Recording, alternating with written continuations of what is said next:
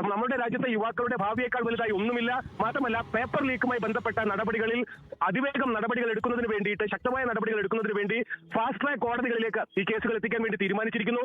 അധികൃതരോട്, ഇതുമായി ബന്ധപ്പെട്ട അന്വേഷണവുമായി ബന്ധപ്പെട്ട അധികൃതരോടെല്ലാം തന്നെ ശക്തമായ നടപടികൾക്കും എത്രയും പെട്ടെന്നുള്ള നടപടികൾക്കും എടുക്കാനുള്ള ഒരു നിർദ്ദേശം താൻ നൽകിയിട്ടുണ്ടെന്നും വിദ്യാർത്ഥികളുടെ താല്പര്യം സംരക്ഷിക്കുന്നതിന് വേണ്ടിയിട്ടുള്ള നടപടികളുടെ തുടർച്ച ഉണ്ടാകുമെന്നും മോദി ഇപ്പോൾ ഇംഗ്ലീഷിലും ഹിന്ദിയിലുമായിട്ട് ട്വീറ്റ് ചെയ്തിരിക്കുകയാണ്. നരേന്ദ്രമോദിയുടെ ഒരു സർജിക്കൽ സ്ട്രൈക്ക് തന്നെയായിരുന്നു ഈ ഒരു ട്വീറ്റ് എന്ന കാര്യത്തിൽ യാതൊരു സംശയമില്ല. കാരണം ഇതിലൂടെ ഇപ്പോൾ പെട്ടിരിക്കുന്നത് യഥാർത്ഥം പറഞ്ഞാൽ CJP ആണ്, അതായത് പാറ്റ പാർട്ടിയാണ്. ഇതിൽ യഥാർത്ഥത്തിൽ ബാധിക്കപ്പെട്ട സ്റ്റുഡൻസ് അല്ലാതെ ഇതിലൂടെ എന്തെങ്കിലും രാഷ്ട്രീയപരമായിട്ട് നേട്ടമുണ്ടാക്കാൻ നോക്കിയവർക്കാണ് വലിയ തോതിലുള്ള ഒരു തിരിച്ചടി ഇപ്പോൾ ലഭിച്ചിരിക്കുന്നതെന്ന് പറയുന്നത്. കാരണം അതുപോലുള്ള ഒരു ട്വീറ്റാണ് ഇപ്പോൾ നരേന്ദ്രമോദിയുടെ ഭാഗത്ത് നിന്നും നേരിട്ട് വന്നിരിക്കുന്നതെന്ന് പറയുന്നത്. അതായത് യഥാർത്ഥ സ്റ്റുഡൻസിന് വേണ്ടിയിട്ട്, യഥാർത്ഥ വിദ്യാർത്ഥികൾക്ക് വേണ്ടിയിട്ട് മോദി തന്നെ പറഞ്ഞിരിക്കുന്ന ഈ ചോദ്യപേപ്പർ വിഷയത്തിൽ അത് തീർച്ചയായിട്ടും വളരെയധികം സ്വീകാര്യമായിട്ടുള്ള ഒരു കാര്യം തന്നെയാണെന്ന കാര്യത്തിൽ യാതൊരു സംശയമില്ല.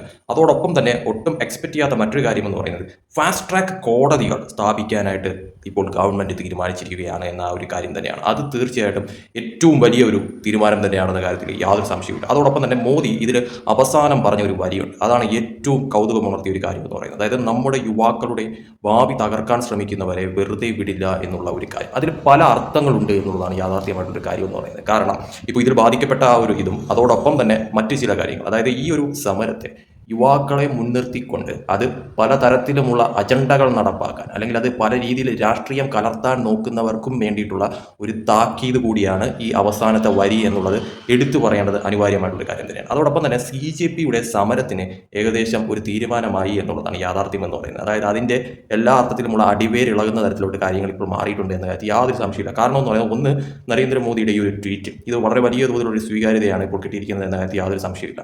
അതോടൊപ്പം തന്നെ മറ്റൊരു കാര്യം, ഇതിന് നിരാഹാരം കിടന്ന സോനം വാങ്ചുക്ക് ഇപ്പോൾ എല്ലാ അർത്ഥത്തിലും ഇപ്പോൾ CJPക്ക് എതിരായി മാറുന്ന തരത്തിലോട്ട് കാര്യങ്ങൾ മാറിയിരിക്കുകയാണ്. അതായത് കേന്ദ്ര സർക്കാർ എല്ലാ രീതിയിലുമുള്ള ഉറപ്പ് കൊടുത്തതിന് ശേഷം ഈ സമരം നിർത്തണമെന്നുള്ള തരത്തിലാണ് ഈ പറയുന്ന സോനം വാങ്ചുക്ക് പച്ചയ്ക്ക് പറഞ്ഞതെന്ന് പറയുന്നത്. പക്ഷേ ഈ പറയുന്ന CJP സ്ഥാപകനായിട്ടുള്ള അഭിജിത്തിന് സമരം നിർത്താൻ താല്പര്യമില്ല എന്നുള്ള മട്ടിലാണ്. അതുകൊണ്ട് തന്നെ അവർ ഈ പറയുന്ന, അതായത് സോനം വാങ്ചുക്കിന്റെ പേരിലായിരുന്നല്ലോ ഇവർ ഇത്രയും ദിവസം വലിയ തോതിലുള്ള സമരം അത് ഇതൊക്കെ ആക്കാൻ നോക്കിയത്. പക്ഷേ ഈ സോനം വാങ്ചുക്കിനെ തന്നെ ഇപ്പോൾ CJP തള്ളിപ്പറയുന്നത്, അതായത് അഭിജിത്ത് പോലും തള്ളിപ്പറയുന്ന തരത്തിലോട്ട് കാര്യങ്ങൾ മാറിയിരിക്കുകയാണ്.